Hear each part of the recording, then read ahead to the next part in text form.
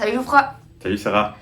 Alors aujourd'hui on va parler de valorisation. Oui, Quand vous faites justement une valorisation pour plusieurs sociétés, j'entends souvent parler de normalisation. tout à fait. Qu'est-ce que c'est?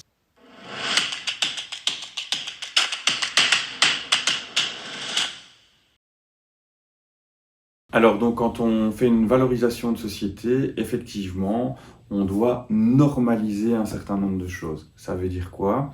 Eh bien, quand on va valoriser une société, on va prendre son EBITDA, c'est-à-dire le résultat d'exploitation qui ne comprend pas les amortissements. C'est vraiment le cash flow généré par l'activité et on va le multiplier par un multiple. Ce multiple, on va le trouver via des comparables, etc. Mais donc, cette base qu'on va multiplier, elle est importante.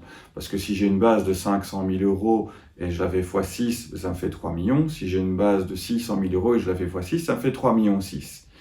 On se rend bien compte que s'il y a un dirigeant qui se paye 400 000 euros par an, ce qui est un petit peu beaucoup, ou un dirigeant qui se paye 50 000 euros par an, ça va avoir un impact sur le résultat.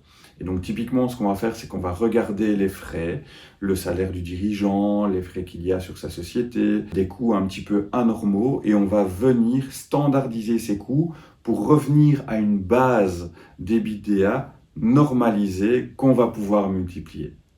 Donc ça, c'est un cas vraiment très classique.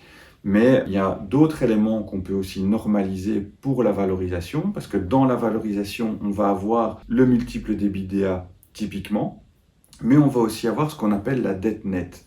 C'est-à-dire que quand on a fait ce calcul de la valeur d'activité, on va rajouter le cash qui est disponible dans l'entreprise et on va enlever les dettes financières. Ça, c'est un élément.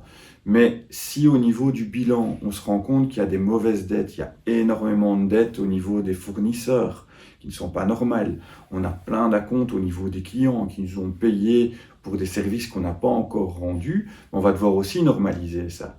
Si par exemple, dans mon activité, je devrais avoir normalement 200 000 euros de dette fournisseur, mais que j'ai 500 000, eh bien, je vais encore diminuer ma valorisation des 300 000 euros qui sont une normalisation de mon passif, mais aussi une normalisation de l'actif dans l'autre sens. Donc, ce qu'on appelle normalisation, c'est vraiment par rapport à la comptabilité de mon entreprise, par rapport à ces spécificités qui sont peut-être légèrement anormales par rapport aux standards du marché, on va établir des corrections pour arriver à un niveau correct sur lequel on va appliquer les multiples. Ok, super.